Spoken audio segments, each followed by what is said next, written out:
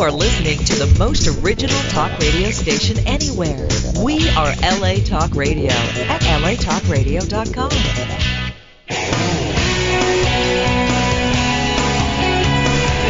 You're listening to Fouché Way with Brandon Fouché, right here on LA Talk Radio.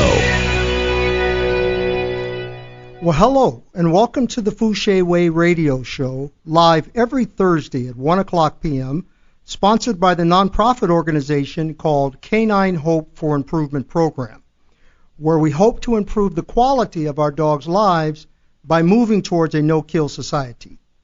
The number here is 818-602-4929.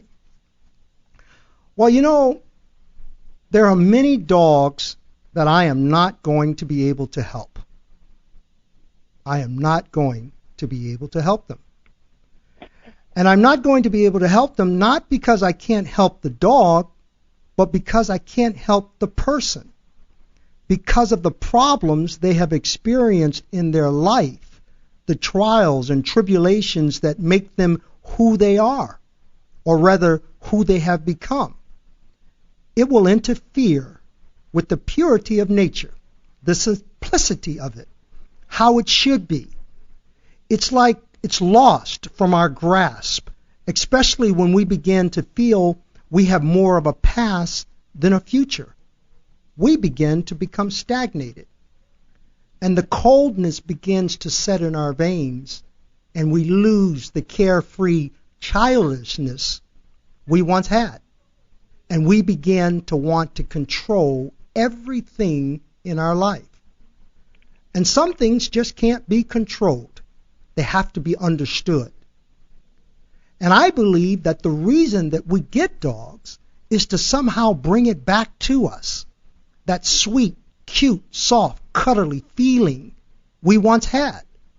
Or maybe you never had it, and you're still searching for it, and that's why you have a dog.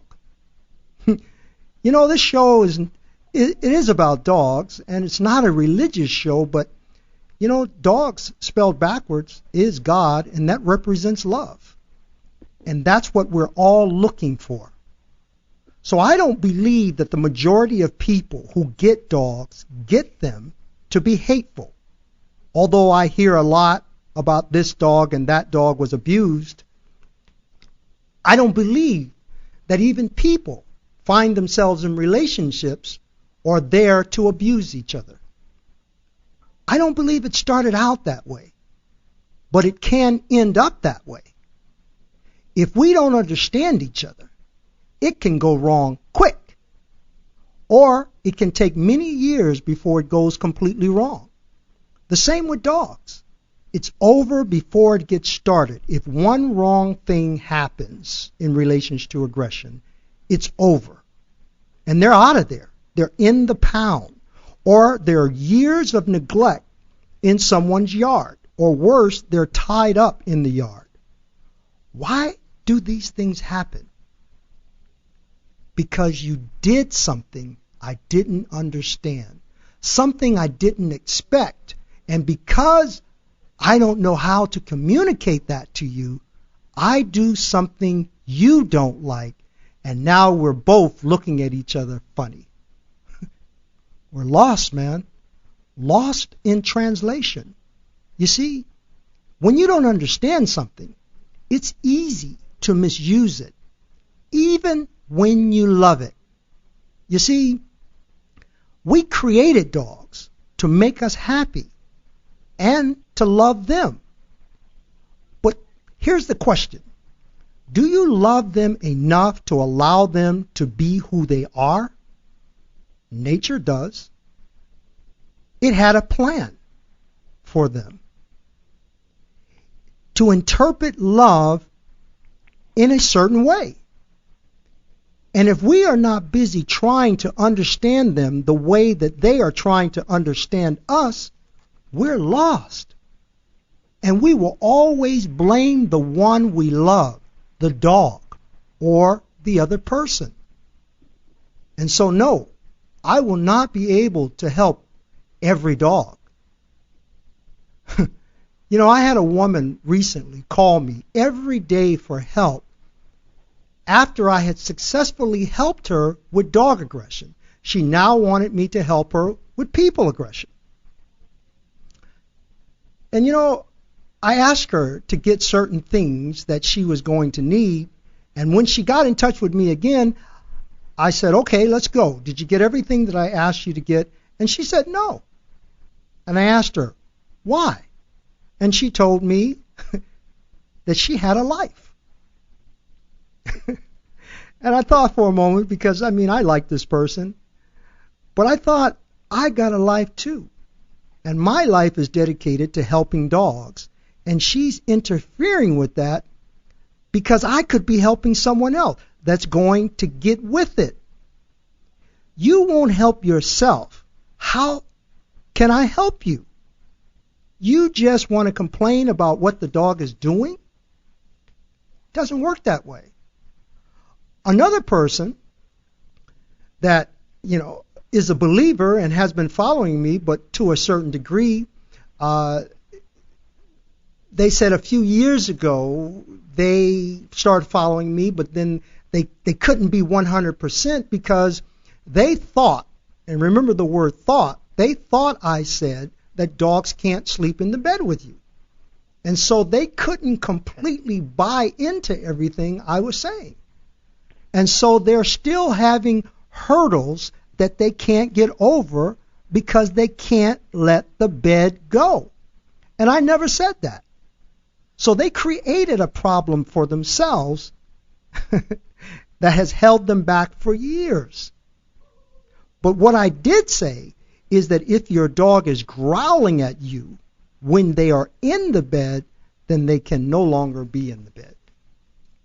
And so the people that are not successful are the ones that resist the change that has to come. And they're people who had problems in their life. And who doesn't have problems? We all do. But if you're looking for help, and help comes, but not the way you wanted it to come, you're going to resist. And how long will that resistance set you back? 1, 2, 3 years? And you know why it takes that long? Because we have a problem communicating about what we really want, and we don't want to have to explain why we want it. We don't want to be told what to do unless it feels good. But I want you to remember, it's not about you. You're trying to help a dog that is confused. It's like a child that is suffering with something. You sacrifice yourself to help them, even if it makes you feel a little uncomfortable. To me, that's love. Sacrifice. You know, the old folks told me a long time ago that a hard head makes a soft ass. and I understand that now, you know. And so my first guess doesn't have a hard head, but it's a person that I've kind of been talking about. It's someone that had to come out of their comfort zone to do what is necessary for their dog. And the dog name is Tala. And their owners, who are both on the line, husband and wife, Robin and Kuto. Are you there? Yes, hi, Brandon. Okay. Look, I want to have you on because you are a first-time dog owner, and I can't think of a crazier situation to be in is to have your first dog biting you along with having aggression to other animals. I mean, it's got to be totally overwhelming. And, you know, even before I get into that, I want you to tell our listeners what you've been going through when you adopt this dog. You had a bad experience to begin with the independent rescuer, right? That's right. Basically, like you said, my husband and I adopted our first dog, and we've been looking for a dog for a really long time. And being first-time dog owners, we really just wanted an easy family dog, an easy puppy to play with and to just be a part of our life.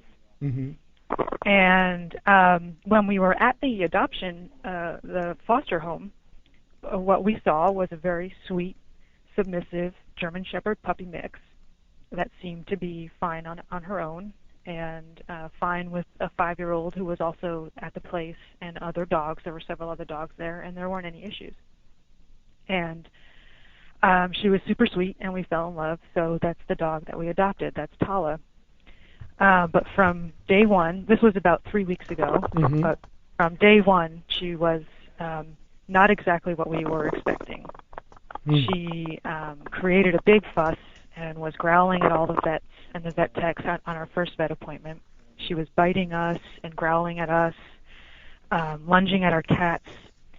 In general, just not really listening, lunging out the door. We had a hard time really getting her to cooperate to do anything. We knew from day one it was going to be a problem, so we sought help from another trainer. That was not as successful, and so the rescue agency directed us to you, Brandon. And so by the time we had gotten to you, it had been just about 2.5, maybe 3 weeks, and I had totally shut down. This dog had brought me up and down on an emotional roller coaster over the time we had her, from being completely in love to being terrified to being not wanting her anymore to saying, why did we do this? So many different emotions. And our last vet visit was a night or two before we came to you, and she was very aggressive there, the most aggressive we had seen her. And that vet actually said that we should consider putting her down, or that it would be okay to put her down for aggression. And I just hit the wall. That was it. That was the end of the road for me. It's just not acceptable to put a dog down for aggression, especially a 6-month-old puppy. We wanted to give her a chance, and we wanted the right leader for her. We weren't sure if we were it, and so that's the state we came to you in last weekend. Yeah, and it's kind of funny. Because I get a lot of calls from people that are in situations just like yours, I mean, some worse, people's fingers have been bitten off or bottom lips, I mentioned that to you. And by the time usually a person gets to me, I mean the stuff has really hit the fan, And you were a bit aggressive with me. I was frustrated. Yes, and we needed help immediately. Yeah. Because it was going downhill fast. And it's interesting. I want to tell this story because, I will run into this again, and maybe someone's hearing it. We can set it off before it comes this way. We tremendously think that the problem is happening here. I want you to come here and fix the problem. I don't understand why I need to go or bring the dog to you. Because a lot of people or a lot of trainers may say, don't send your dog anywhere, to get fixed. It should be happening there in the home.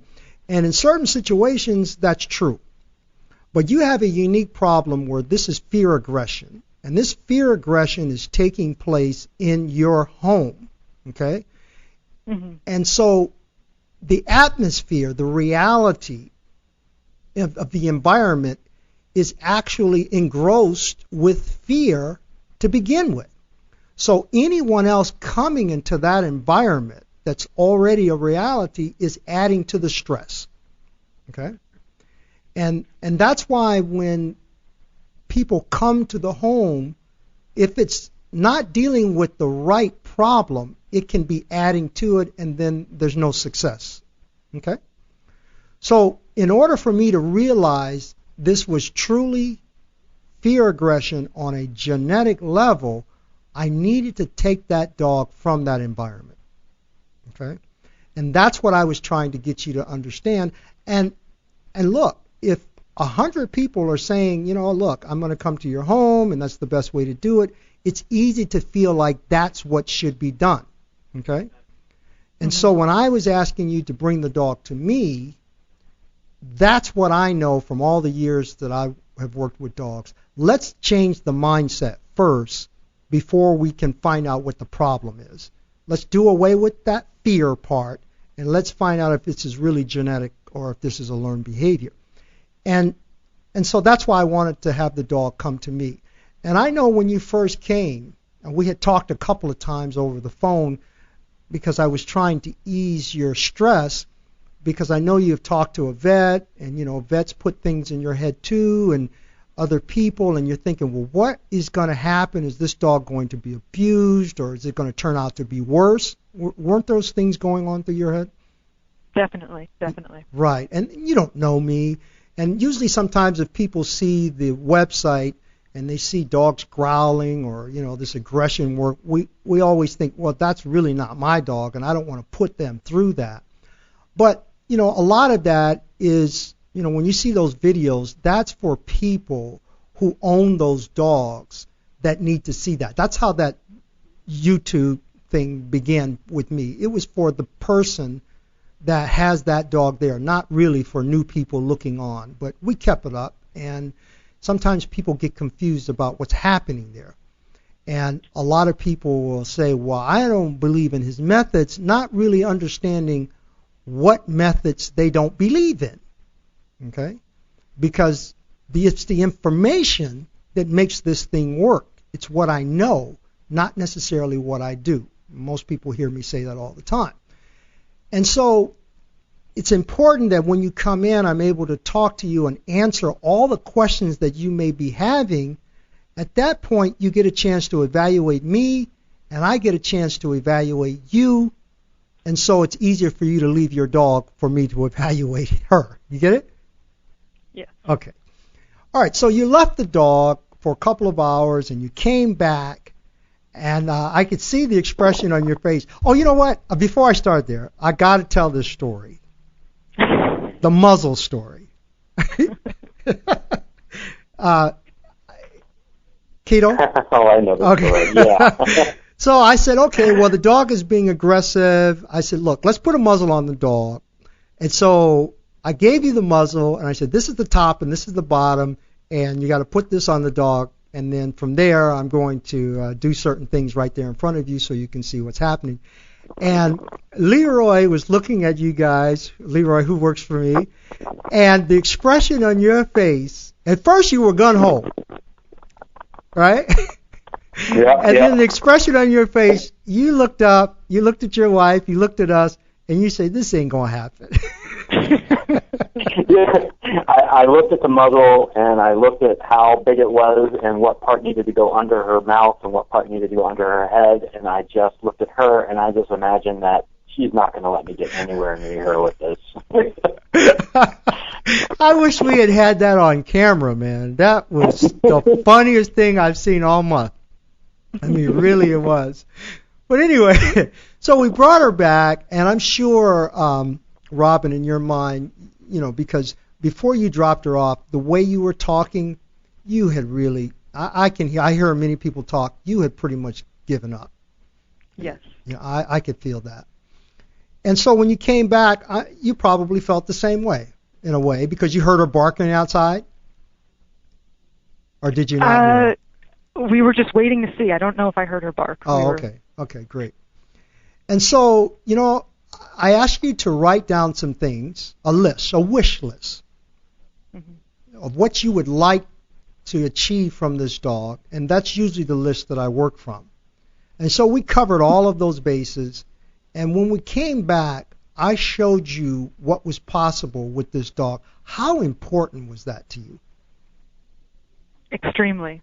Just knowing that it's possible with the right with the right leadership. Yeah. And did you see that we were able to do every single thing that you wanted? Yes, definitely. And not just me doing it. You were able to do it. Yeah, when we walked in, I was speechless.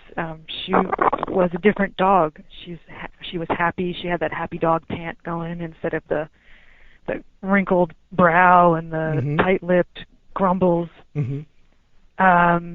So it was a welcome relief. You're correct that I had shut down and I had given up, and in my mind I was ready to take her back to the rescue and I was relieved Mm-hmm. to see that we didn't have to do that. That we had a chance with her. Yeah, it was marvelous. You know, a lot of people are amazed, and we hear it all the time. People come back and they say, "Man, I see happiness in my dog's eyes.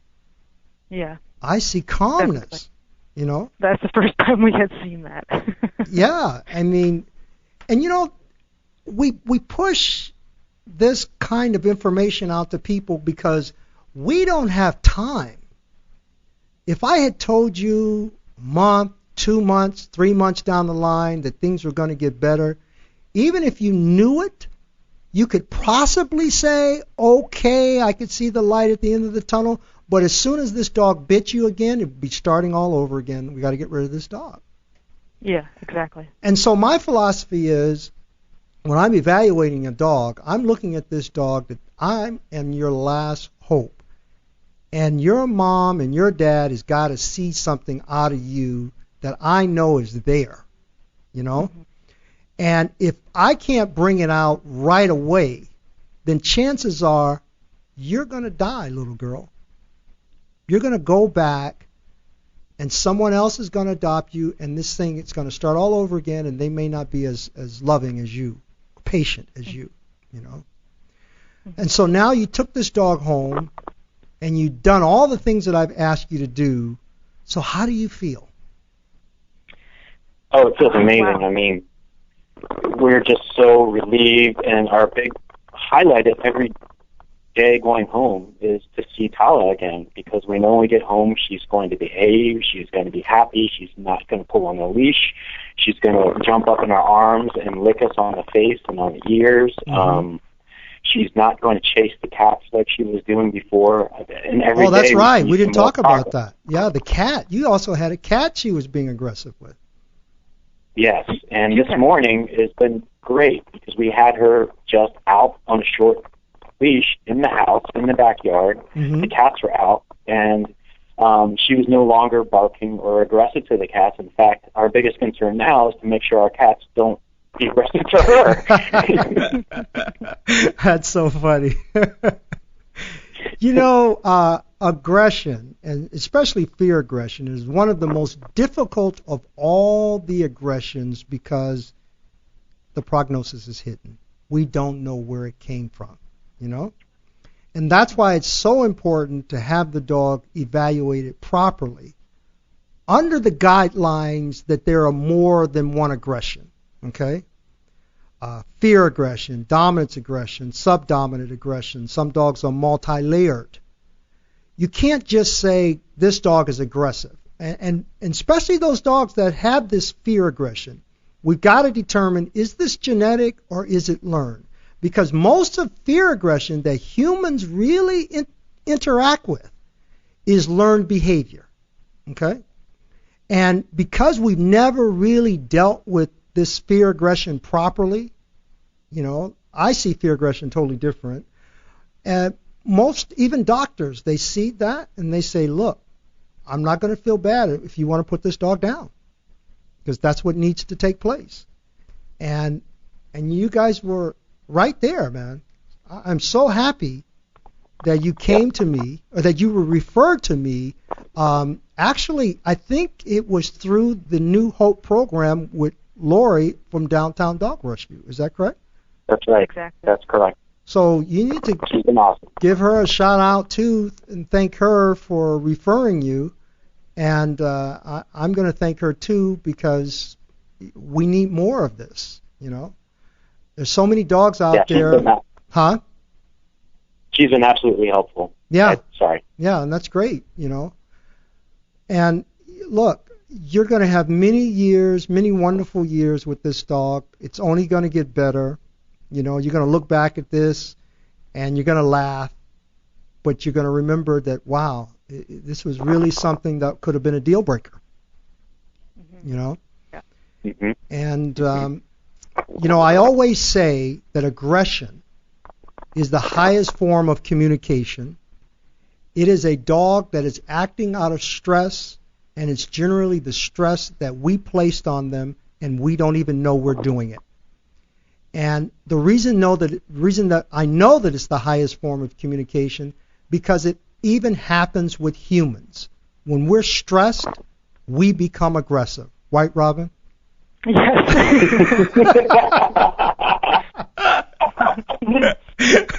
Oops. Yeah. So I want to thank you for coming on. I know you guys are busy working, but keep in touch. Get her back to me a couple of times. Let's get her in the dog park so that your life can change to be something even better. Okay? Thank you. Thank you so much. Thank you so much. You're very welcome. I'll talk to you soon. Okay, bye-bye. Okay, bye-bye. Thanks, Brandon. You're welcome. Now, our next guest is Lita Calloway. Lita, are you there? Yes. You know, Galloway, I'm sorry. I'm so happy that we got a chance to meet, not officially, it's been over the phone. I met you because you called me with a situation, the dog that's on my Facebook page, that was going to be killed. Yes. I mean, Tabby is the name, right? I'm sorry. No, Turtle. Turtle is the name. And Turtle was going to be killed, and I'm on the phone listening to you. This is funny. You don't know this part. I have a client in my office, and I happen to have you on speaker. And I was going to tell, because I think I told someone to call me right back. And I hear there's a doctor in the background, there's a bunch of people, there's you, and I hear this phone call. It's like, don't do it, don't stick her, don't kill her. And I'm like, what is going on? And my client is listening, and you explain this story to me that you're in there helping your cat, right? Yeah, my cat had just had an extraction, a tooth extraction, and just as we were about to put her in the cage to come out of the anesthesia, my doctor's assistant came in and said, these ladies are here and they want you to put their dog down. And I said, what? And I said, oh, no. So as soon as we got my cat in the cage and I saw she was okay, he was okay, I ran out and I was like, don't do it, please. Tell the they story. Didn't know who I was. They were like, who is this lady? I said, you can't do this. It's a 3-year-old, beautiful Australian cow dog. And they were just 3 years old. Yeah. And they were just frustrated. It was 3 generations of with the grandmother, the daughter, and the mother of the daughter. And they were frustrated because the dog had had surgery 3 times. It went under anesthesia, and his whole personality changed, and he became aggressive towards their other dog and towards the kids, so they didn't know what else to do. They tried to call a shelter, and nobody called them back, and they were just, like, fed up, so it was like, take them out. And I just looked crazy. Yeah, let me get this straight now. This dog went under 3 different surgeries in 1 week. Yes. For what? Well, they said there was some kind of foreign object in his belly, and that was the first surgery. And then after that, there was supposedly some fluid, and so they went back in to relieve him of that. And then I don't know what the third one was, but they feel by the time he had these 3 surgeries that the anesthesia did something to his brain where he was not like he used to be. And they had invested money into the surgeries, of course, for that, and trained him when they got him as a puppy, so they felt like they had done everything they could do, and they were afraid to take him home, and this was the last resort. But I just can't, I cannot watch this happen. If a dog's not sick with cancer and just totally at the end, I will not allow anybody to take a dog out, or any animal out, you know. So I'm in the back running, looking at my cats, make sure he's okay, and then I'm running back and talking to them, and then I'm texting Ma Nealon, my dearest friend, animal activist, sweetheart, and I'm like, help. They're about to put this dog down. I need help. And then she called me back, and she said, well, you got to call this guy. Call him, Brandon. And so I called you, and you were like, okay, well, let's try this. And they were like, we don't want to be involved. Just put him down. Yeah. And then I see the doctor coming from the back with a needle. I said, "What are you doing?" He said, "They want me to put him down." I said, "No, you don't. You get back over there with that needle." Right. I heard you. I took over that shop. It was funny. I heard you, man. And, you know, it was a lot of chaos. Oh, it was crazy. It was crazy. But I just couldn't do it. And then they finally, I think, speaking with you, because they didn't want to invest money in trying to help him so that maybe they could take him home, you expressed, "Well, what are you paying to euthanize this dog?" And he said, "Well, I'll take that." And so I said, "Okay, give us that, and we'll sign him over to me." Right. And they did. They put my name on the paper and said, "We give ownership to Lita." And I said, "Okay." And then I got the dog. And I got this paper, and they wrote me a check. Right. And then they left all upset, with me, I was thinking they were bad people. I said, "Look, it's not about you. I have to save this dog's life. He has to have a chance." Yeah, it's not about them. It's about the dog now. Yeah. Because they could have easily taken the dog and gave it another chance by dropping it off at the shelter or giving it to Callahoola Rescue. Mm-hmm. That's why I felt it's so weird. The client that was in my office, I looked over at them because you were on speaker, and it looked like they were sitting there on my couch with their hands folded, praying, right? Mm. And I was thinking, I looked at them, I looked at the phone, and I'm thinking, what do we do with this dog that I know nothing of, I know. Not even a picture. That's why I said, text me a picture of this dog. And then when you text me the picture, I have a dog that lives with me that came to me for the same reason. Not because of the the surgeries, but being animal aggressive and people aggressive.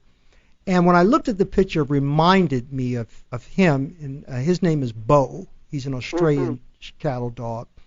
That ever since he's gotten with me, man, he's just been this wonderful dog. I take him up with the horses, and we run in the mountains together. And I never have to put him on a leash. He's a very smart dog. And it reminded me of him. And so I was compelled to get involved, Well, I'm happy you did, because I didn't know what I was going to do. And this, this is a wonderful dog for someone that's interested in this dog. It's smaller than they are naturally, but it's extremely smart. And it's great with all the dogs, big as well as small, and fine with me, So I just want to let anyone know that's interested in. You go to my Facebook page, you'll see them there. And I just want to say, things like this happen, and with people like you that are out there, and I want you to know that you are a new candidate for the Fouché Way. You are a part of the team now. Okay. You've inserted yourself there for what you've done, and I know you're a cat person. Oh, well, I'm an animal person. I love them all. Okay, great. I just can't have a dog, so I have kitties. Yeah, yeah. And I just want to thank you for coming on, and Thank you, and thank you for being there. I'm so happy that I told these people, I said, this was not an accident that I was here today. I knew I was supposed to be there to stop this from happening. Yeah. And I want to thank you and thank Mar for having your number so we could save a baby's life. Yeah, thank Mar. Thank Mar. Give her a shout out, Yes. But she's always there. Yeah. Always there throughout my years, when I've seen a cat or a dog on the street, I call her and I go, "What do I do?" Yeah. Okay, do this, do that. She's an animal lover. She's a vegan. She's always pushing towards, positive stuff, and that's really cool. Well, thank you for taking that baby in. I want to keep up to date on. Oh yeah, just give me a call, or you can go to my YouTube channel. I'll be putting video up of her, and anyone that's interested in her, or they can give me a call or give me a message on the Facebook, and let's get this girl a good home. Yeah. Okay? Okay. All right. Thank you. Well, thank you very much, and I will talk to you soon. Okay. Thank Okay, you. great. Bye. Well, bye. My next caller is Sarah. Sarah, are you there? Hi. How you doing? Doing great. Well, last time you were on the show, you guys were moving into a different home. And I want to recap. You're moving into a home, a new place. You two are a new couple, and you got 2 kids that are there also. You've got a cat, and you've got 3 dogs that were being aggressive with each other. And, yes, exactly. And you brought the dogs in for the evaluation. They've come to daycare a couple of times. What's happening?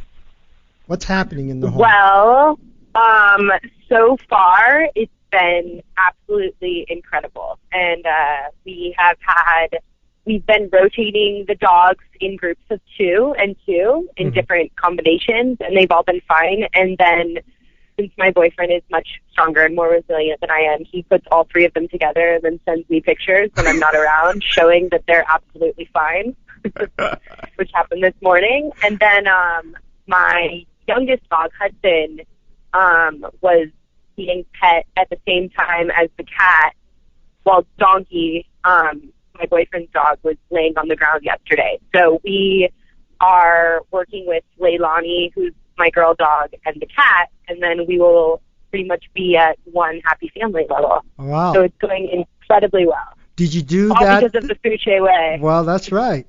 Did you do that with the cat this morning with Leilani, or no, you haven't done it yet? No, because I had to sell my car this morning, so that's done. We're driving home to do it now. Oh, okay. Okay, fantastic. Look, Sarah, I want to know, there's people out there that are thinking about getting together, and they've got dogs that are, aggressive with each other, and they would love to move in with each other. I want you to tell the people some of the stress that you went through, man. I mean, that you're still going through, Absolutely. So they feel like they're not alone. Yeah, I mean, this experience of getting the dogs together has been the most, one of the most stressful things I've ever done because, again, like you said, the stakes are high. There's 2 young kids in the house. There's a cat, and there's 3 dogs that have all, shown signs of aggression, and, one of them has hurt multiple dogs, and one of them has been in multiple dog fights, and it was the scariest thing ever. But, I met you a couple of years ago and knew that if we followed everything you said, it would be possible. And once I got a hold of you, and I check in with you pretty much daily, and every day we evaluate how it went that day, we get new tips, we keep pushing and pushing further and further. And it's like, your first caller said, just to know the light at the end of the tunnel is so amazing. But even though I know it's going to be fine, I'm still extremely stressed to put all of the 3 dogs together just from the residual, just pressure that's been on us to make this work and create a safe family environment. But it's, as long as we do everything you say, and it always goes the way you say it's going to go, I mean, these dogs are totally learning to be a family, and it's just making our life so enjoyable. And I don't want to put it all on you too, and then make it sound like, okay, he's doing the great thing. I mean, because he was a bit stressed up too, because he really didn't know your dogs, and you guys got into, kind of a heated thing, and you guys had to really check yourself too. Oh, absolutely. I mean, there's we both bring aggressive dogs to the table, and it's kind of my dog versus your dog sometimes. And, but we use that frustration to keep each other in check and constantly call each other out. And you said something to me which was wonderful, and you're like, whenever you're questioning a moment, just say, what would Brandon do? And it's kind of like, how do you get the control back into your own hands? And we use each other to talk out those situations. We come up with a conclusion. We call you. You usually say that, no, actually that's wrong, but do it this way. And of course what you say makes absolute sense. But we use each other, and we use that kind of pressure to keep this house safe, to support this wonderful mission that we bring on, which has been wonderful. Yeah, I learned that from my dogs. I watch them. I don't know if people really understand what I mean when I say watch them. I mean, it's not like I'm sitting there with a cup of tea and, I got the video camera going and I'm just smiling and laughing because they're playing. I'm watching how they relate to certain situations and how they get out of it and what it is that they need to do to maintain their position in the pack. Okay? And so when I'm talking to you about what would Brandon do, and I tell you to think about that, the information that I'm telling you is information that, I've gone through. So it's not really about what Brandon's doing. It's about what is his pack doing. And the information is being led back to him that I can now give to you. Can you still hear me? Oh, yeah. Yeah. And so you've got to be able to take this information and make it work for you. This is not some stuff that I'm making up. This is what I'm seeing. And this fear, it's a choice. You have a choice whether you're going to be afraid, and then you got to know what to do when you feel that fear. You have to do something that's going to embolden you to be confident. Yeah. It's just like being in an argument with your mate, and they say something to you that makes you feel weak, right? Then you got to say something to make yourself feel strong, right? You got to bite back. And that's what happens. So, don't be afraid to step up and tell your dogs where they need to be. Because if you don't, man, you're going to be in trouble. And so you're going to put the cat together with him today? Yeah, actually in like the next hour. We're heading to do it right now.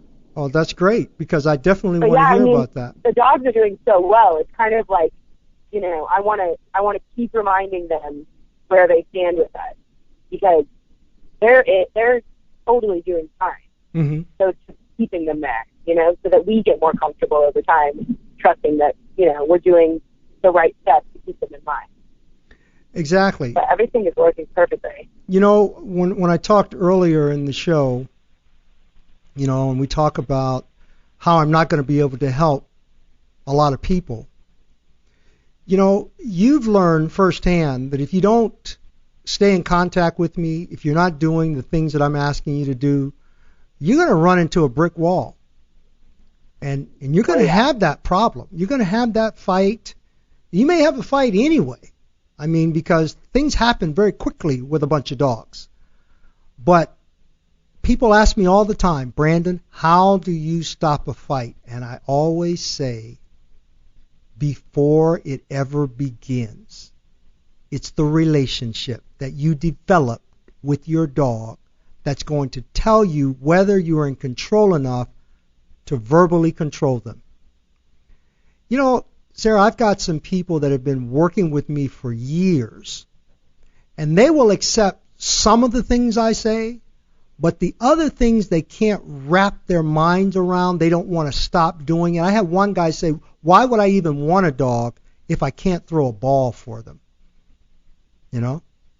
That's telling me that there's something that this guy is missing in his past, that if he feels he gives it up, then he's giving up a part of himself, And look, you're going to run into the inevitable. It will happen. One day, things will get out of control to the point so quickly that people run back and say, okay, what should I do? I really didn't believe that this could be creating this problem. And it happens. So I don't want you to make that same mistake. Yeah. I don't want you to make that same mistake. I want you to stay in touch with me. Call me every day. And even your boyfriend. Sometimes they feel like they don't need to call. Can you hear me? Yeah, I hear the background noise there. And I don't know if you can hear me. That's why I'm repeating myself. I want him to also call me. Yeah, for sure. To come back, because even though you get the dogs there at home and they're okay together, you're going to have to start doing other things with them too.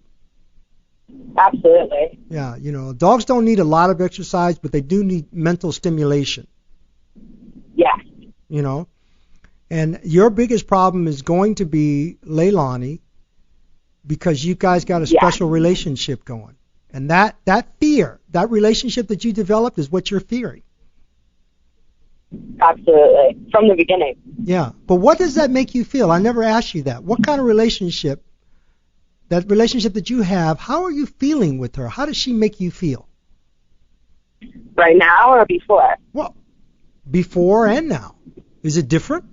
I mean, I don't know. It's definitely different, yes. I think before these stakes were so high with the kids in the house and the other dogs, we had a vibe going and it was cool. It wasn't balanced, but now my dog is happier when she knows what to do, and I'm happier when she does what I want. Mm-hmm. And she relaxes when she knows that I'm in control. And the more and more of kind of, like we call it the Fouché way that is placed upon her, the more she relaxes and she just enjoys her life. You can see it in her, like you were talking about at the beginning, where, seeing happiness in your dog's eyes. And I love this dog more than, she's a family member. She's my kid. I love her. Right. And, to see her relax, it's like before I would almost ask for her approval and just try to make her happy in ways that weren't translating to her language. And the more control and pressure I placed upon her, the more she falls in line so that she doesn't have to be in charge. She can just relax and be a dog. And, that's what I want more and more of. It's a pleasure to watch. You want your dogs to be relaxed. Are you and finding not neurotic and aggressive. Right. So you're finding that pressure, you're getting a hold of that concept, right? Oh, yeah. I mean, I called you yesterday, and I'm like, okay, we're doing good. How do I apply more pressure, Mm-hmm. Mm-hmm. How do we keep this going, and what do we do to keep these dogs in this space? Because they're starting to relax together and enjoy life together. And for us, that's the ultimate goal. Yeah. And I want people to understand, when we talk about pressure, we're talking about hierarchy. If you take 3 dogs, if you can visualize 3 dogs, number 1 puts tension and pressure on number 2, and number 2 puts tension and pressure on number 3. And what happens is number 2 says, I'm happy being number 2 because number 1 won't let me climb, and I'm not going to let number 3 climb. So number 2 is happy being number 2. That's how they're happy being in the positions that they're in. We continue to send mixed messages to our dogs by taking them out of the positions that they should be in, that's actually going to cause them to become balanced. And why do we do this? We do it out of love. But the kind of love, the love that nature says that dogs should have, is based on leadership, hierarchy, control, emotional, hormonal control, not the physical control of sit, stay, come, heel, down. That's the human aspect of the thing.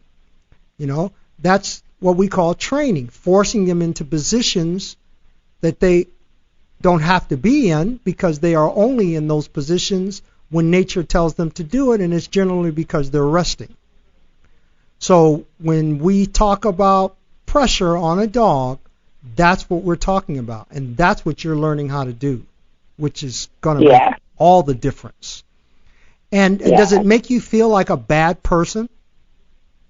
Oh, no. I mean, not at all. It's when you see the dogs relax and the results, it's like you say, emboldening and empowering. Because, like you said, I was the biggest contender when I met you of misplaced love. I was giving all the positive reinforcement and affection and everything. And it didn't work for my dog. My dog needs, where she's in to be happy and relaxed. And so when you see them get better and better, it's so lovely. It's what you want. You want your dog to be, enjoy their lives and not be aggressive. And you don't want to have that fear in your life of them constantly being aggressive, starting fights, being neurotic. It's stressful. It's constant. It would totally control your life, man. I mean, right now you seem pretty calm and confident, which is great.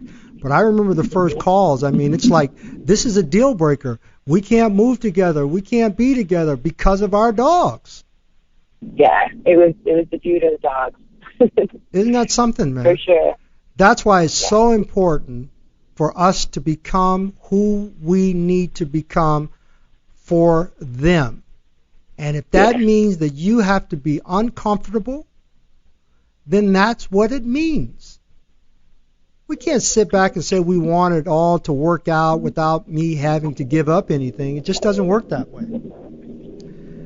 And so, Sarah, I'm so glad that things are working for you, and I can't wait to find out what happens with the cat this evening. I want you to call me.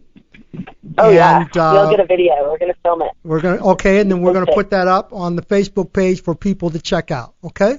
Sure, absolutely. Thank you very much for coming on to the show. I want to thank our other two guests, and I want to ask everyone, tune in again next Thursday at 1 o'clock for the Fouché Way radio show. Thank you, Sarah. Bye-bye.